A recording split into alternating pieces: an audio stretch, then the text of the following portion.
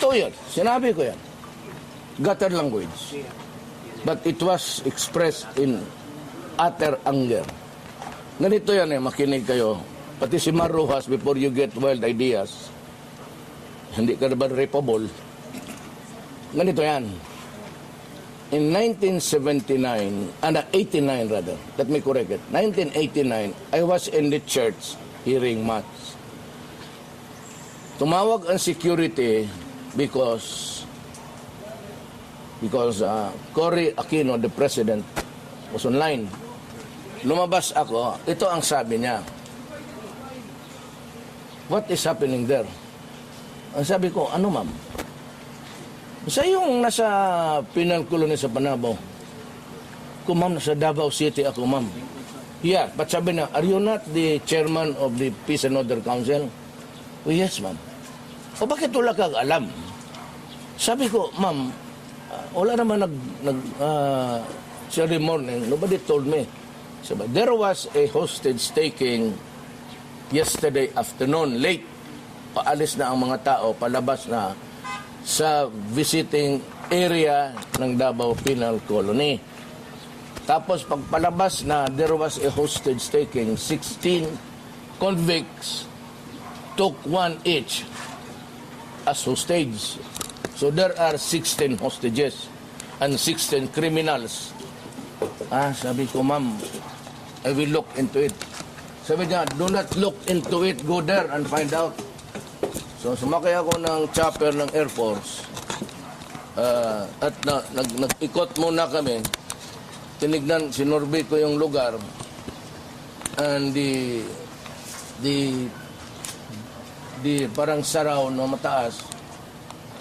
Nandoon naka-stop kasi yung papunta pa ako, I was informed that they were able to come to an agreement with the penal authorities na palabasin sila kuna ng sakyan. Sabi ko, hintuan ninyo. I requested Colonel Stares. Sabi ko, block the highway para maabutan ko. Going Agusan na sila. But they were already in the territory of the Agusan province. Nung dumating ako, sinurbay ko aerial, tapos sabi ko, ibaba mo ako sa harap ng jeep. Dating ko doon, dalawa kami ni General Stares. General siya, he was a colonel at the time. Naghubad ako. Kalaki-laki pa ng tiyan ko, parang laki ng bulate kasi kakain ko lang. I was eating while I was on the helicopter. Kasi nga breakfast after masa na yun. Pagbaba ko, sabi niya, wag, sabi ko, wala tayong magawa. Nandito na tayo. So naghubad ako, tapos yung baril ko, tinapon ko sa tabi. Sabi ko, Adre, wala akong baril. Pwede ako makipag-usap sa inyo. Nung lumapit ako, I could smell the humanity. Lahat ng dumi ng tao, nandoon na because nobody was allowed by the hostage takers, by the criminals, to go out. Kasi sinusundan sila ng army, PC, lahat na. Sabi ko na pwede tayo mag-usap. Pwede ba akong lumapit? So nakita ko na yung dumi ng tao nakahalo na. Pati lahat na. Sabi ko, bakit mo naman, as a matter of fact, I was negotiating, bakit naman ito mga inosente? Kung may paghinakit kayo, di pag-usapan natin. Ayaw. There were intransigence there at that time. Wala. Butang inang gobyerno, lahat na. So ako, nakinig lang, I listened patiently, at maya-maya lumapit si Stares. Okay? Sabi niya, may isa diyang bata na hostage, hindi nanay ang nagkarga. Ang bata na yan is only 3 months old. So sabi ko, saan yung bata? Ito yung bata. Tingnan namin, blue na.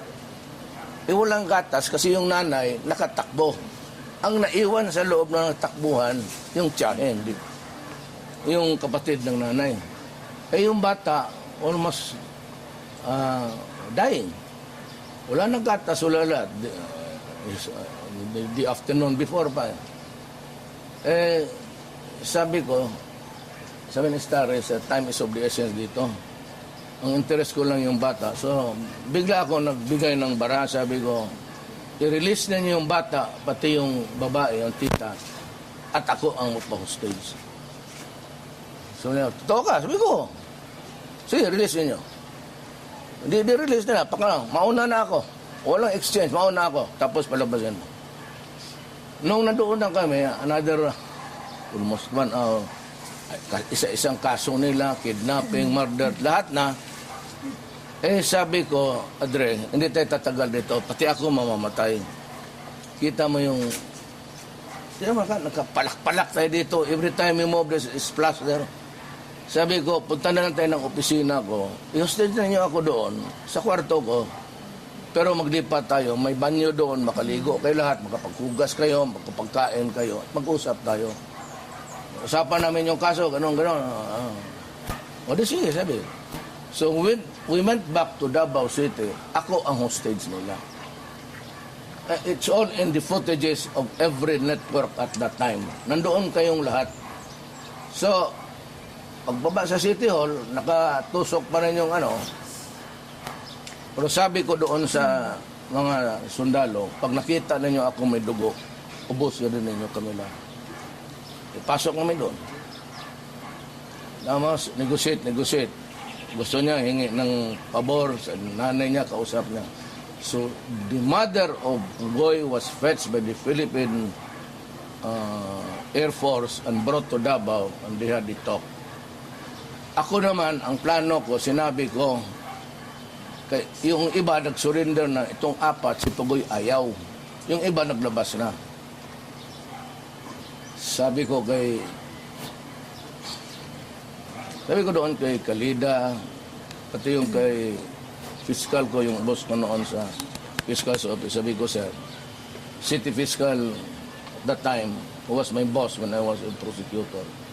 Sabi ko, babarinin ko itong 3 pababa.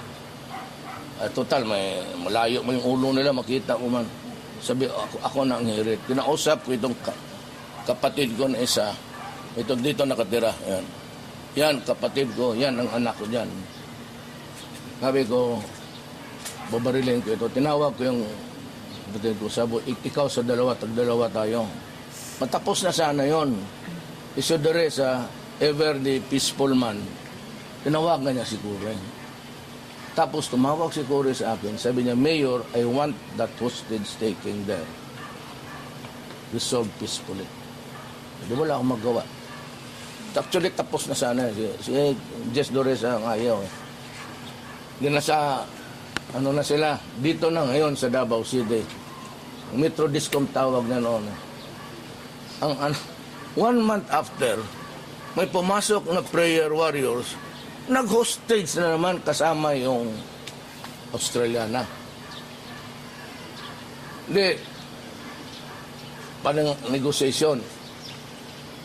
Sabi ko, papasok ako, mag-negotiate ulit.